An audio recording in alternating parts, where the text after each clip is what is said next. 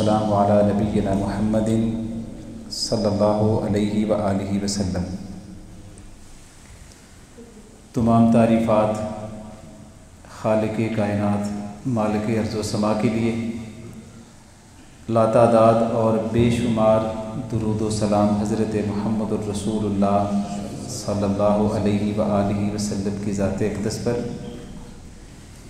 इंतहाई काबिल कदर वाजिबुल एहतराम मेरे अज़ीज़ साथियों, नसीहत के तौर पर और अपनी ज़ाती तरबियत के लिए चंद एक आम फाहम बातें हैं जो आपके सामने अर्ज़ करनी है। अल्लाह ताला समझने के साथ अमल की तौफ़ीक दे। जो नसीहत का दौरानिया है 30 से 35 मिनट हैं, इसके अंदर अंदर बात को हमने समझने की कोशिश करनी। तो मैं अपनी बात का आगाज़ जो है वो एक सवाल से करना चाहूँगा। उसका आपसे मुझे जवाब नहीं चाहिए, लेकिन दावत फ़िक्र ज़रूर है कि आप उस पर सोचिएगा ज़रूर। आपको क्या लगता है कि सहाबा-ए किराम रिज़वानुल्लाह अजमाइन का जो दौर था, जिसको नबी अलैहिस्सलातु वस्सलाम ने फरमाया कि मेरा ज़माना सबसे बेहतरीन ज़माना है और मेरे बाद जो सहाबा-ए किराम रिज़वानुल्लाह अजमाइन का ज़माना है वो भी बेहतरीन ज़माना होगा, और उसके बाद जो ताबईन का होगा वो भी बेहतरीन ज़माना होगा।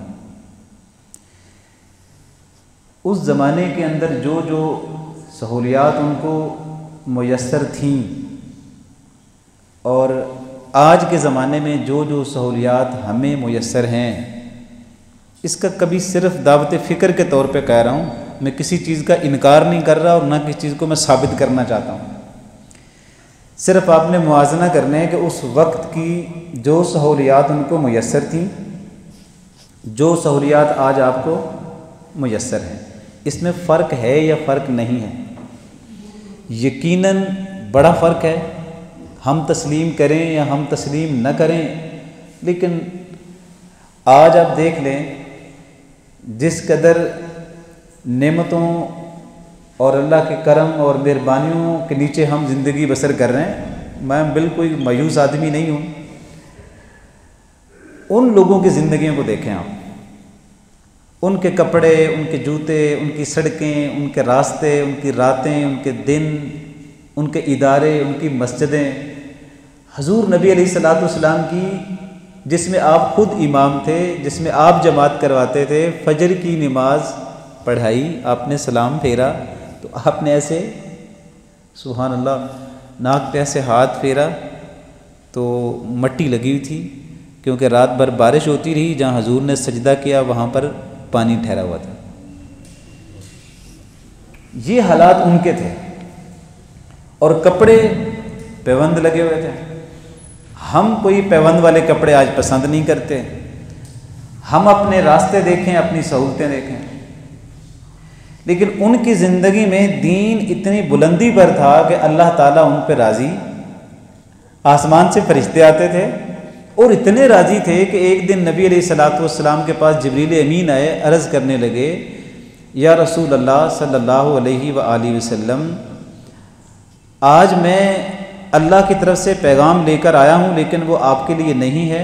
मुझे सैयदा खदीजा रज़ी अल्लाह ताला अन्हा से मुलाकात करनी है, और फिर जब मुलाकात की इंसानी शक्ल में, तो जाके अदबन अर्ज़ किया कि अल्लाह ताला ने मुझे आसमान से भेजा है कि सैयदा खदीजा को मेरा सलाम अर्ज़ करें, मेरा सलाम दें।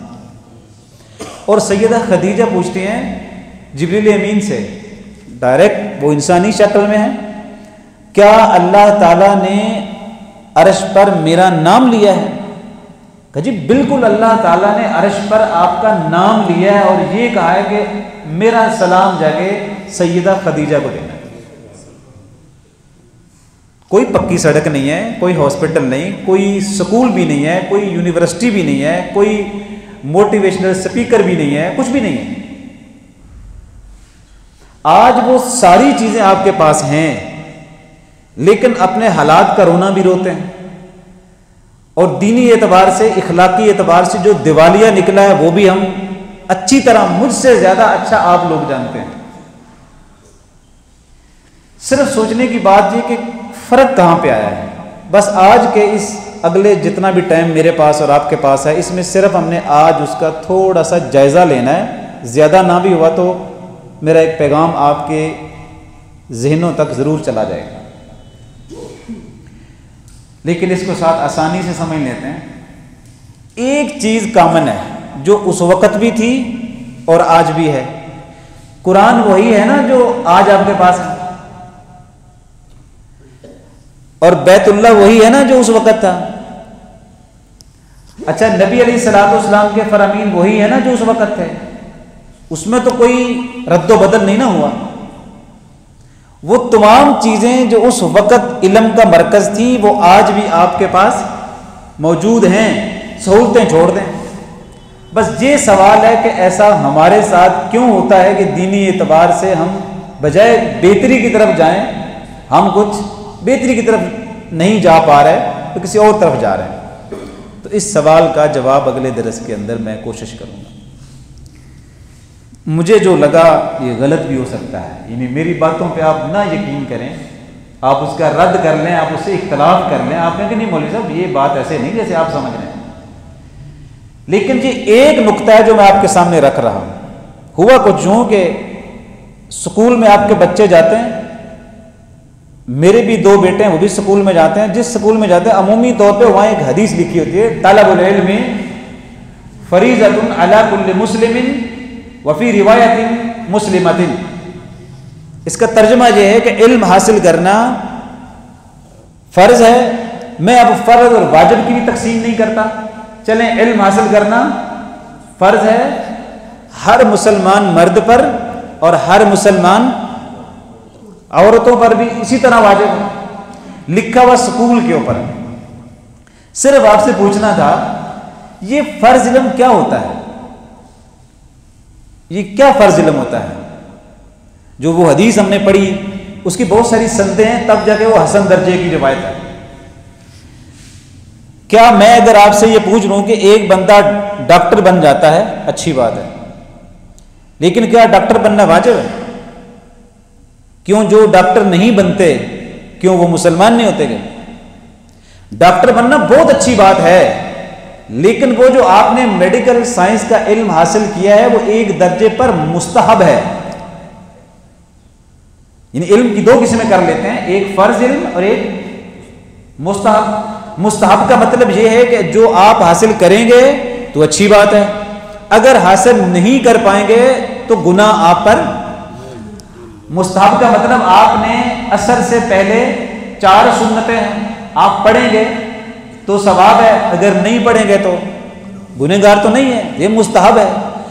ऐसे डॉक्टर बनना एक इल्म है और ये इस्तेहबाब पर मबनी है कि कोई हासिल करना चाहे कर ले, कोई नहीं भी करना चाहता तो उसके ईमान पर, उसके अकीदे पर, उसकी आखिरत पर, उसकी जन्नत और जहन्नम के फैसले नहीं होंगे। इंजीनियर बन जाना अच्छी बात है, मैं उसका इनकारी भी नहीं, मैं समझाने के लिए मिसाल दे रहा हूं, तनकीद के लिए मिसाल नहीं दे रहा कि कोई मेरा भाई बैठा हो गया भाई हमारे इल्म पे आपको शक हो रहा है, मैं कहता हूं आप सारे इंजीनियर बने, सारे डॉक्टर बन जाए। लेकिन अगर जो नहीं बन पाया क्या वो गुनहगार होगा? वो कतन गुनहगार नहीं होगा। तो हुआ हमारे साथ ये कि जो फर्ज इल्म था और जो मुस्तहब इल्म था, अब आप देख लें, आपने और मैंने अपने बच्चों को भी ले लें और अपने आप को भी ले लें, आपने फर्ज इल्म के लिए कितनी दौड़ लगाई हुई है और आपने मुस्तहब इल्म के लिए कितनी दौड़ लगाई हुई है। जितने स्कूल हैं, जितने कॉलेजेस हैं, यूनिवर्सिटियां कायम हैं, मैं दावा नहीं कर रहा, मैं चैलेंज भी नहीं कर रहा, ये शायद मुझे अच्छा भी नहीं लगता, दावा करना और चैलेंज करना मुनासिब नहीं होता, लेकिन दावत फिक्र देने में क्या हर्ज है, और वो मेरी दावत फिक्र गलत भी हो सकती है। मुझे ये लगता है कि अगर एक दिन आज घर जाकर अपनी बेटी को, अपने बेटे को बुलाएं, चाहे वो आपका प्राइमरी लेवल पे है, मिडिल लेवल पे है, या वो हाई लेवल पे है, या वो कॉलेज यूनिवर्सिटी में जाता है, उसको कहें बेटा अपना बैग लेकर आओ, और उस बैग के अंदर निसाब की 5 किताबें, 8 किताबें, 10 किताबें, 11, 12 किताबें निकालें, ऐसे अपने टेबल पर रखें।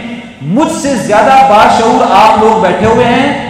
थोड़ी देर के लिए एक एक सिलेबस की किताब को देखिएगा, उसमें कितनी किताबें आपके वाजिब फर्ज इल्म पर मबनी पड़ी हुई हैं और कितनी किताबें आपकी बेटी और बेटे के बैग में मुस्तहब इल्म, जिसके हासिल करने और ना करने से ना ईमान का मसला था, ना जन्नत और जहन्नम का मसला था, ना आखिरत का कोई मसाइल थे, कुछ भी नहीं था। आप सिर्फ एक बार देखिएगा कितनी किताबें, उन 13 किताबों में न कुरान होगा, न हदीस होगी, न दुआएं होंगी, न हलाल और हराम के तस्वुरात होंगे, न अकीदा तौहीद की कोई बात होगी। जब आपका बेटा 13 साल, 14 साल, 16 साल पीएचडी लोग करते हैं और उनके बाल सफेद हो जाते हैं, वो मुस्तहब इल्म हासिल करने में अपना पैसा, एनर्जी, वक्त सब कुछ लगाते हैं, वाजिबी इल्म के लिए उसने कितना वक्त निकाला। मैं फिर दोहरा दूं, मैं किसी डॉक्टर, किसी इंजीनियर, किसी शोबा है जिंदगी के किसी आदमी पे तनकीद नहीं कर रहा। मेरे भाई डॉक्टर हैं, हमारी फैमिली में लोग हैं, लेकिन वो मुस्तहब इल्म था। हमारी 24 घंटे की दौड़ उस इल्म पर है जो मुस्तहब है, और उस इल्म की दौड़ न होने के बराबर है जो क्या था, तलबुल इल्मी फरीज़तुन अला कुल्लि मुस्लिमिन व मुस्लिमातिन। वो इल्म हासिल करने के लिए ना आपके बैग में कोई निसाब है, ना कोई स्कूल के अंदर पढ़ाया जाता है। आपके पाकिस्तान में एक यूनिवर्सिटी ऐसी है जो तकरीबन 100 से ज्यादा शोबाजात के अंदर सनद जारी करती है। जाके आप देख लीजिएगा, उन 100 सनदों में से एक भी सनद वाजिब इल्म की वो नहीं देती है, वो सारी की सारी मुस्तहब इल्म की सनदें फराहम करती है। सहाबा इकराम को क्या समझ आ गई थी? उनको समझ आ गई थी वाजिब इल्म पहले, बाकी सब बाद में। उनको जब वाजिब इल्म की समझ आई तो उन्होंने अपनी जिंदगी में वो फर्ज इल्म को अपनाया, और न सिर्फ अपनी जिंदगियां तब्दील की बल्कि दुनिया के पूरे निजाम को बदल के रख दिया। मुझे बताएं, सिर्फ 23 सालों में दुनिया बदलती है? आप कहते हैं नहीं नहीं बड़े साल लगते हैं। हुजूर नबी अलैहिस्सलाम ने 23 साल जिंदगी में पूरी दुनिया का निजाम बदला, पूरी दुनिया की मईशत बदली, पूरी दुनिया की तहजीब बदली, पूरी दुनिया का रियासती ढांचा बदल दिया। सिर्फ 20 सालों के अंदर इतनी बड़ी तब्दीली नहीं आ सकती अगर जब तक बंदा ये ना समझ ले मेरे लिए क्या वाजिब है, क्या फर्ज है और क्या जरूरी और क्या गैर जरूरी है। ये सबसे बड़ा अहम मसला हमारा है, हमें ये समझना हो। 5 लोग ऐसे हैं दीन के अंदर, और भी बहुत हैं, मैं तो सिर्फ इस मुख्तसर टाइम में वो बताना चाहता हूं जो बात आसानी से मैं समझा पाऊं। नबी अलैहिस्सलाम ने फरमाया, मेरी उम्मत में अगर सबसे कोई नरम दिल वाला बंदा अगर आपने देखना हो तो किसको देखें? अबू बकर सिद्दीक को। मयार क्या रखा? नरम दिल। किसका? अबू बकर सिद्दीक का। डिग्री क्या बताया कि अगर सबसे बड़ी डिग्री किसी ने देख ली है, डिग्री क्या है? सदाकत की डिग्री है। फर्ज इल्म आपके अंदर सदाकत पैदा करता है, मुस्तहब इल्म आपके अंदर यह चीज पैदा नहीं कर सकता। फर्ज इल्म आपके अंदर अदल पैदा करता है, मुस्तहब इल्म आपके अंदर अदल पैदा नहीं कर सकता। फर्ज इल्म आपके अंदर हया पैदा करता है, मुस्तहब इल्म आपको यह नहीं कर सकता। और वाजिब इल्म आपके अंदर बहादुरी पैदा करता है, मुस्तहब इल्म यह नहीं कर सकता। यकीन करें कि फर्ज इल्म आपके अंदर ईमानदारी को पैदा करता है, और जो मुस्तहब इल्म है यह नहीं कर सकता। लेकिन याद रखिएगा कि आपको ये जानकर थोड़ा सा बोझल लगेगा कि ये कोई तनकीदी ज़्यादा तो नहीं पेश हो रहा, मैं तो आपको एक तसव्वुर दे रहा हूँ कि सहाबाए कराम रिज़वानुल्लाह अजमईन में एक सहाबी ऐसे हैं जिन्होंने 18 साल की उम्र में इस्लाम कबूल किया। पता नाम क्या है? मुआज़ बिन जबल रज़ियल्लाहु ताला अन्हु। मैंने इस पर पूरी मल्टीमीडिया क्लास पढ़ाई थी लोगों को, और मैं हैरान हो गया था मुआज़ बिन जबल की ज़िंदगी पर। और फौत कब हुए?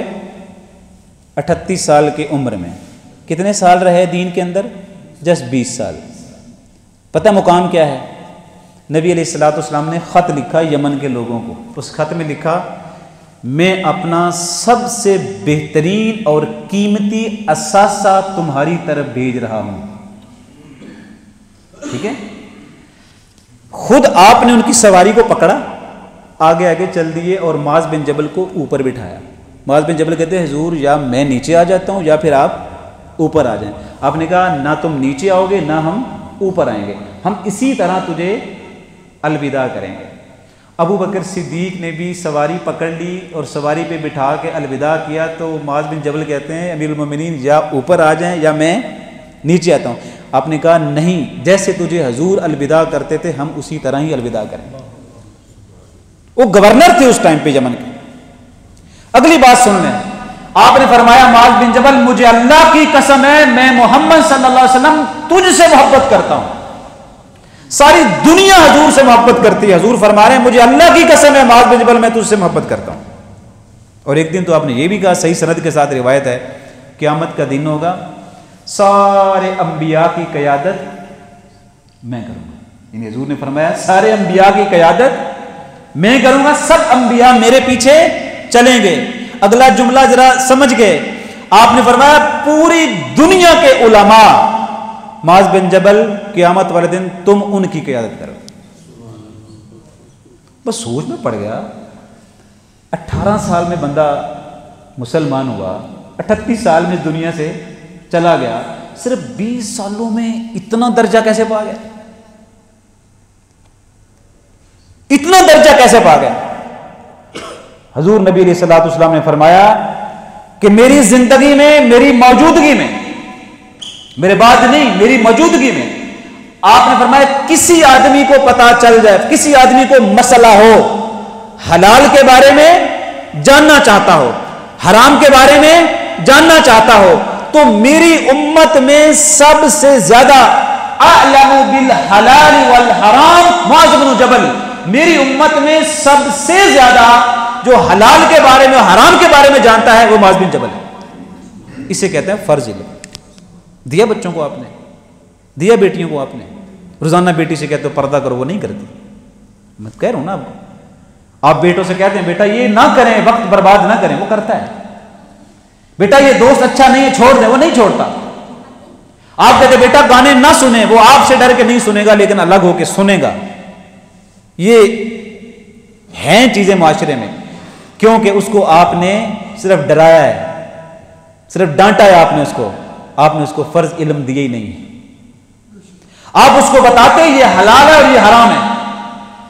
हजरत अब्दुल्ला बिन उमर फरमाते, हम तो अपने बाजार में दुकान के लिए जो सेलमैन रखते थे ना, जब तक वो हलाल हराम के बारे में नहीं जानता था, हम उसको सेलमैन रखते ही नहीं थे। वक्त के काजी मोहतरम वो बाहर निकल जाते थे बाजारों में, आदमियों से कहते सूद की तारीफ आती है, बेगरर की तारीफ आती है, वो सुनाता था तो उसकी दुकान को इजाजत मिलती थी कि ठीक है आप चला सकते हैं। और अगर वो कहता है मुझे सूद की तारीफ नहीं आती, मुझे बेगरर की नहीं आती, मुझे बे मुलामसा की नहीं आती, जो भी तकलीफ दे सकती है किसी इंसान को नहीं आती, वो कहते आप दुकान बंद करें, आप पहले ये इल्म हासिल कर लें, ये इल्म हासिल करना मुसलमान पर फर्ज है। एक मुसलमान 5 वक्त की नमाज पढ़ के हराम कैसे खा सकता है? एक मुसलमान 40 साल से नमाजी है लेकिन वो तसव्वुरात दीनी को बुनियादी तौर पे अपनी रस्मों पर तरजीह नहीं दे सकता। एक मुसलमान पिछले 40 साल से नमाजी है और यकीन माने कि उसके अंदर डर इतना है कि वो जुमे के टाइम दुकान बंद नहीं करता। एक आदमी 5 वक्त का नमाजी जो पिछले 40 सालों से सजदे कर रहा है, वो बाजार में बैठा हुआ डर किससे रहा है? इस चीज से डर रहा है कि अगर थोड़ी देर के लिए शटर मैंने डाउन किया और मैं मस्जिद में चला गया, जिसके बारे में अल्लाह कुरान में फरमाते हैं कि मस्जिद में अजान हो जाए जुमे की, तुम आ जाओ, ज़ालिकुम खैरुल लकुम, और ये तुम्हारे लिए बेहतर होगा। वो कहता भाई अल्लाह बता रहा है बेहतर होगा, मेरा बेहतर तो मेरी दुकान पे बैठना है। मैं ये पंजाबी जी में दसना, साढ़े बाज इलाके ऐसे हैं जिनके अंदर वो एक भाई जुमा पढ़ने जाता है, एक भाई जुमा पढ़ने जाता है, वो फिर आता है कि तू उस मसीती पढ़िया क्योंकि वो 1:15 उन्होंने ख़त्म कर देना है, तो तू जुमा पढ़ना सुनता ही पढ़नी है। भाई मैं हकीकत बता रहा हूँ, कोई ऐसे इसे तस्लीम कर लें, सुनता नहीं पढ़नी है, तू इतने आ जाना है, फिर मैं वो फलाने की मसीती वो 1:30 बजे चूँकि जमात होंगी, मैं उत्थे पढ़ लेंगे। ये मुसलमान है?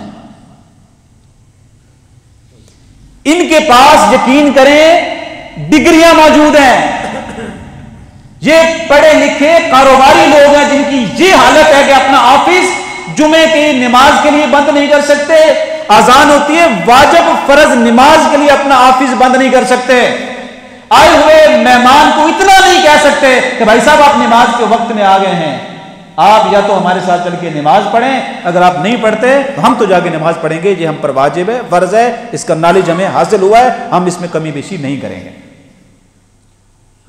तो एक जो फर्क मुझे महसूस हुआ वो ये है कि सहाबा इकराम ने फर्ज इल्म को अपनाया और मुस्तहब इल्म को उसके बाद रखा। हमने क्या किया है, हमने मुस्तहब को पहले लेके आ गए और फर्ज इल्म को एक कोने में कर दिया कि किसी मौलवी का काम है, ये किसी फलाने का काम है, चंद लोगों का काम है, जबकि फर्ज इल्म हासिल करना किस पे वाजिब था? हर मुसलमान पर वाजिब था, हर मुसलमान पर ये वाजिब था।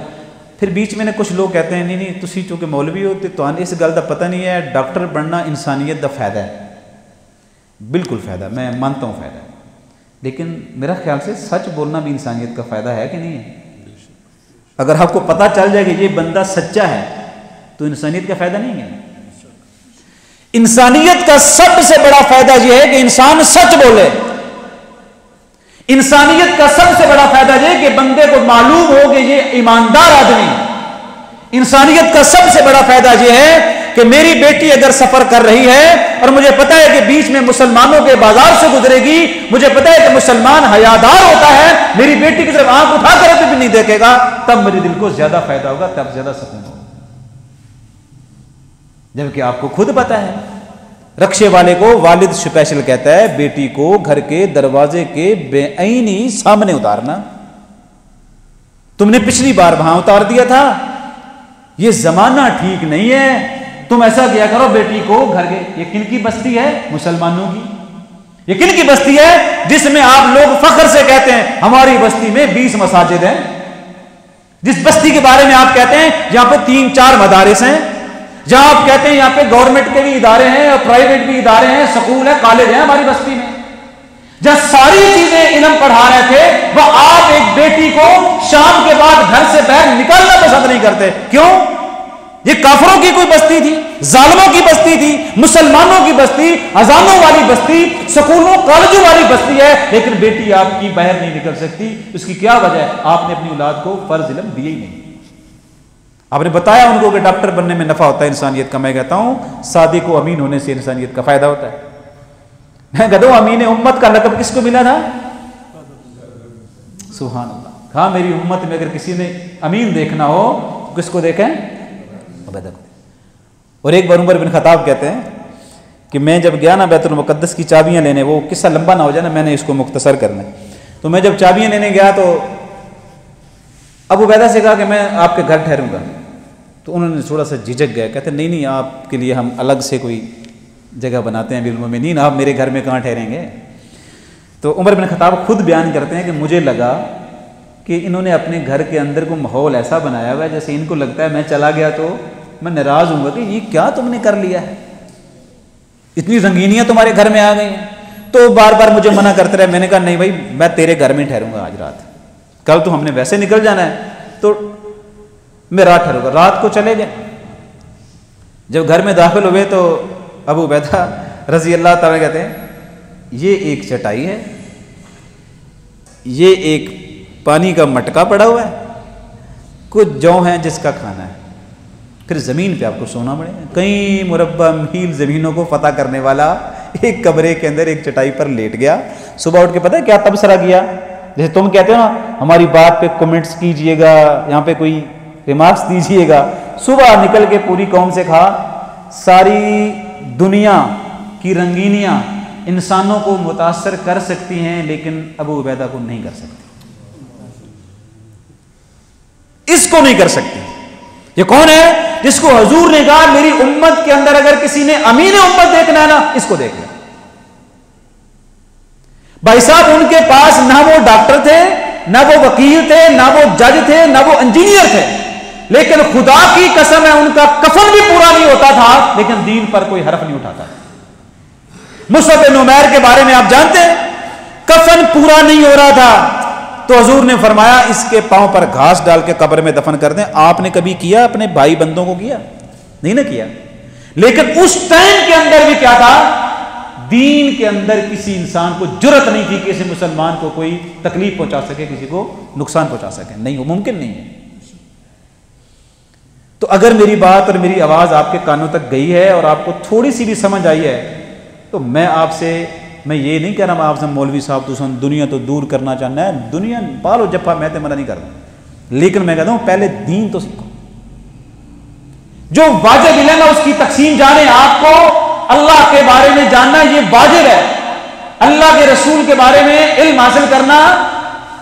आपकी किताबें हैं इसमें लिखा हुआ है फलां सन में फलां पैदा हुआ, फलां सन में फलां पैदा हुआ, अच्छी बात, उनके बारे में जानकारी रखें, आप जरूरत होगी आपको, लेकिन उनको जानने और ना जानने से आपकी आखिरत का मसला कुछ नहीं होगा। लेकिन हुजूर के बारे में जानना आप पर इतना ही वाजिब है, अगर आप नहीं जान पाए तो आखिरत में आपको मसला होगा।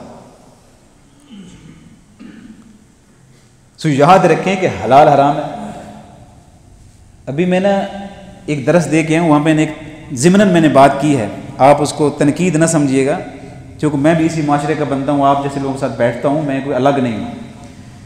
तो बहुत सारे लोगों के साथ बैठना होता है, मैं तो तमाम मकातब फ़िक्र के लोगों के साथ बैठता हूँ, मुझे इसमें कोई टेंशन नहीं होती। बात कर लेते हैं आप, जो किसी सही मिल जाए बात ले लें, आप सही नहीं लगती तो आप रद्द कर दें, क्या फ़र्क पड़ता है इससे, गले तो ना पड़े, नफरत तो ना करे। तो एक भाई साहब वो मसला करते थे, सैयदा खदीजा रज़ी अल्लाह ताला अन्हा को हक़्क़े विरासत नहीं मिला। ये एक मसला है मुआशरे में, मैं उस मसले पे नहीं जाना चाहता। क्या कहते हैं, सैयदा खदीजा को हक़्क़े विरासत नहीं मिला, फातिमा रज़ी अल्लाह ताला अन्हा को नहीं मिला, जो नबी करीम सल्लल्लाहु अलैहि वसल्लम की लगते जिगर हैं। तो मैं सोच में पड़ गया, मैं कहा भाई साहब ए चौक में तुहाडा प्लाट किन्ने मरले है? उन्हें कहा जी 2 कनाल है। मुझे याद है आज से कम अज़ कम 8 साल पहले वो 6 या 7 करोड़ का बिका होगा, इतना कीमती प्लाट। तो मैंने जुर्रत करके पूछ लिया कि भाई साहब अपनी बहन को हक दिया है? नहीं, वो वालिद साहब ने जेज दे दिया था, फलाना ऐसे कर दिया था। ये तुम्हारे नजरियात है। एक तरफ तुम्हें फिक्र है कि सैयदा फातिमा को हक़्क़े विरासत नहीं मिला, वो तो आपसे शायद पूछा भी नहीं जाएगा क़यामत वाले दिन, लेकिन आपसे ये पूछा जाएगा आपने अपनी बहन और बेटी को हक़्क़े विरासत दिया है कि नहीं दिया आपने। जो चीज का कंसर्न तुम्हारे साथ था ही नहीं, उस पर तुमने फिरका खड़ा कर लिया, उस पर तुमने तकरीरें की, उसके तुमने लोगों के बीच में नफरतों का बीज बोया। जो पूछा जाना चाहिए था उसके ऊपर जब सवाल किया जाए तो वो विरासत देने को खुद तैयार ही नहीं है। ये इल्म जरूरी था कि आप विरासत के बारे में जानें और अपनी बेटियों को और अपनी बहनों को हक़्क़े विरासत दें। सही हदीस में आता है जो हक़्क़े विरासत अपनी बेटियों को या बहनों को नहीं देगा, क़यामत वाले दिन उसके चेहरे पर गोश्त नहीं होगा। शर्मिंदगी है, नदामत है, हलाकत है। सब लोग कहते हैं अली रज़ी अल्लाह ताला अन्हु के हैं वो बाबुल इल्म है, इल्म का दरवाजा है। अच्छा, जो ये तकरीर कर रहे हैं ना कि बाबुल इल्म है, इल्म का दरवाजा है, उसका अपना बेटा जो है वो कुरान का तर्जुमा तक नहीं जानता, कैसे बाबुल इल्म के नारे लगा रहे हैं? जो मौलवी साहब तकरीर में मेरे जैसा कह रहा था कि उस्मान रज़ी अल्लाह ताला हया का पैकर है, वो मौलवी साहब खुद कितने हया के पैकर हैं ये ज्यादा जरूरी है। आप जब कहते हैं उमर बिन खत्ताब जो है ना वो आदिल हैं, वो तो आदिल हैं, आप माने आप ना माने, देखना ये आप अदल करते हैं कि अदल नहीं करते। सब लोग कहते हैं अबू बकर सिद्दीक का लक़ब मिला है, उनको तो मिल गया है, वो तो सिद्दीक हैं ही हैं। मसला आपकी सदाकत का है, आप सिद्दीक हैं कि आप सिद्दीक नहीं हैं। तो याद रखें कि इल्म की 2 किस्में हैं, एक है इल्म फर्ज और एक है इल्म मुस्तहब।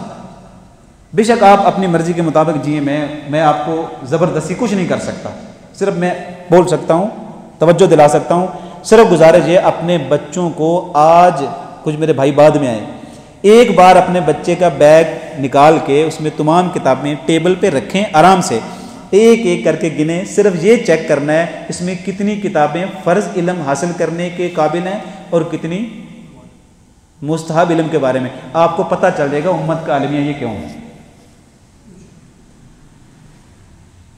कोई स्कूल अगर बन जाए ना दीन की बुनियाद पर, ये दीनी तालीम देता है, वो तो ये मौलवी बढ़ा देंगे, ये करेंगे, इनको छोड़ दें।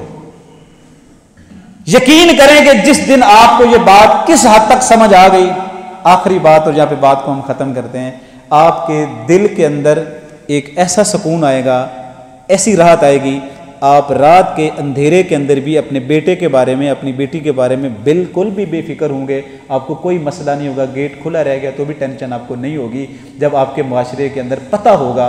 एक सहाबी का वाक़या बयान करता हूँ, वो अपने घर से निकलते थे और उनके घर के दरवाजे के साथ, ये आपकी इस रहीकुल मखतूम में भी ये वाक़या है, वो निकलते तो वो अपना सर नीचे झुक जाते, ऐसे दीवार से आगे जाके सीधे हो जाते। वो एक दिन किसी ने कहा, ये कैसे घर से निकलते हो, कैसे घर से निकलते हो, तरीका है भाई, घर से निकल ऐसे रुकू कर लेते हो और फिर आगे जाकर सीधे हो जाते हो। उसका कितना खूबसूरत जवाब था। वो फ़र्ज इल्म पढ़े हुए थे। उन्होंने कहा, यार मेरे घर के हमसाये की दीवार छोटी है और मेरा कद बड़ा है, मैं सीधा खड़ा हो गया ना, उनकी बहन बेटी कहीं सहन में होगी तो मेरी वजह से उसको परेशानी नहीं होनी चाहिए, मैं वहाँ से झुक के आ जाऊँ। ये हजरत ये फ़र्ज इल्म पढ़े हुए लोग थे। और हम जैसे जो मुस्तहब इल्म की डिग्रियां लेके बैठे हुए हैं, उनसे जरा हाथ मिला के देखिए। डिग्री मिली, ओहदा मिला, कलमदान मिल गया, 2-4 गाड़ियां मिल गई, जरा सलाम लेके देखिए उससे कैसे सलाम लेता। फर्ज इल्म आजजी पैदा करता है, मुस्तहब इल्म इंसान को मुतकब्बिर बना देता है। अल्लाह ना करे, बहुत अच्छे लोग भी हैं, मैं सब पे तनकीद नहीं कर रहा, लेकिन जायजा तो आपको लेने में आसानी हो सकती है ना। हम तो उन लोगों को जानते हैं जो फर्ज इल्म पढ़े हुए थे और वो हुजूर के सामने 2 जानों के बैठ गए, हजरत गुनाह हो गया है, इधर ही कोई सजा का मामला कर रहे हैं, खुदा के सामने शर्मिंदा होंगे हम। हुजूर ने जब उसको वहां पे सजा दी, रजम किया, तो किसी सहाबी के मुंह से निकल गया, देखो इसका खून बह रहा है, ऐसा ऐसा। आपने कहा तुझे मालूम नहीं है, इसने जो तौबा की है ना, सारे मदीने वालों पर तकसीम कर दें फिर भी इसकी तौबा भारी। ये फर्ज इल्म पड़े हुए थे। उनको पुलिस पकड़ के नहीं लाई थी, उनको गिरफ्तार करके नहीं लाया गया था, वो फर्ज इल्म पड़े हुए थे। उनको खैर और शर का पता था, उनको हलाल और हराम का पता था, उनको फिक्र आखिरत की, अल्लाह के सामने खड़े होने का डर भी था। वो खुद चल के आते थे, हुजूर गुनाह हो गया। सही बुखारी में आता है, एक आदमी ने जमीन बेची, एक ने खरीदी। जिसने बेची वो घर चला गया, खरीदने वाले ने हल चलाया बीच में से। ये सही बुखारी का वाकया है। खजाना निकला, वो उठा के ले गया, भैया तेरा है। उसने कहा नहीं है तेरा है। उसने कहा ये मेरा कैसे? उसने कहा जमीन तेरी है। उसने कहा मैंने जमीन के पैसे दिए हैं, खजाने के नहीं दिए। उसने कहा नहीं नहीं अब जमीन भी तेरी, खजाना भी। उसने कहा नहीं नहीं भाई साहब, आखिरत बर्बाद नहीं करना चाहता, ये रखो खजाना। वो काजी के पास चले गए झगड़ा लेकर, ऐ अखड़ नहीं गया, बस मेरी जमीन देंदा नहीं। उसने कहा ये लेता नहीं है। काजी ने कहा तेरी बेटी है? उसने कहा है। तेरा बेटा है? कहा दोनों का निकाह कर दो, ये खजाना उनमें तकसीम कर दो। हजूर सर फरमाते हैं काजी ने बेहतरीन फैसला किया। आप जानते हैं 2 सहाबी है ऐसे सामने बैठ के हजूर से के कहते हैं हजूर साड़ी हमारी ज़मीन है। ये कहता है मेरी है, मैं कहता हूँ मेरी है। आप अल्लाह की किताब के मुताबिक वही आती है आप पर, अल्लाह आपको बता देगा ना सही ये ज़मीन किसकी है, तो ज़रा आप फैसला फरमा दें। आपने कहा फैसले से पहले एक मेरा सबक तो पढ़ लो। अगर तुमने बातें की और मैंने फैसला कर दिया, मैंने कर दिया, और वो ज़मीन अगर तेरी ना हुई और तू बातें करके तेज ज़बानी से दलाल दे के, मैं इसलिए कहता हूँ दावेदार बड़े होते हैं लेकिन दावेदार में हकदार में फ़र्क होता है। दावेदार बहुत हो सकते हैं लेकिन हकदार कोई एक होता है। एक काजी का, जज का काम ही ये है कि वो दावा सबका सुने, लेकिन वो बताए कि इन दावेदारों में सही हकदार को जाके माल पहुंचाना ये काजी का, जज का ये काम होता है। इसी का उसको इल्म मिलता है और इसी पे उसको सवाब मिलता है। हजूर ने कहा अगर वो तू हक ले गया और वो तेरा ना हुआ ना, 7 ज़मीनें काट कर क़यामत वाले दिन तेरे सर पे वो धर दी जाएंगी, रख दी जाएंगी। पता है अगले लम्हे उस साहबी ने क्या कहा? हजूर मेरा इस ज़मीन से कोई ताल्लुक नहीं है, ये मेरे भाई को दे दे। वो दूसरा भाई कहता है हजूर बिल्कुल मुझे ये ज़मीन नहीं चाहिए। एक लम्हे के लिए नहीं चाहिए, ये मेरे इस भाई इसी की ज़मीन है, ये ले जाए, मैं अपनी आखिरत व आक़िबत। ये कौन थे? फ़र्ज इल्म पढ़े हुए थे। और हम ज़मीन हथियाने के लिए पूरा वकील कर लेते हैं, पूरा जज खरीद लेते हैं, अदालत खरीद लेते हैं, मेरा हक नहीं है, पैसे दूंगा, मेरा हक साबित करके दे दो। ये वो हैं जिन्होंने मुस्तहब इल्म पढ़े हुए हैं। अल्लाह ताला आपका मेरा हामी नासिर हो। थोड़ा मेरा टाइम आपकी मोहब्बत में थोड़ा ऊपर चला गया, हालांकि मैंने गुजरांवाला कॉन्फ्रेंस में जाना है। अल्लाह आपको सलामत रखे, खुश रहें आप, और मेरी बात अगर समझ आ गई तो थोड़ी तवज्जो दीजिएगा। जज़ाकुमुल्लाह खैर, बारकल्लाहु फ़ीकुम।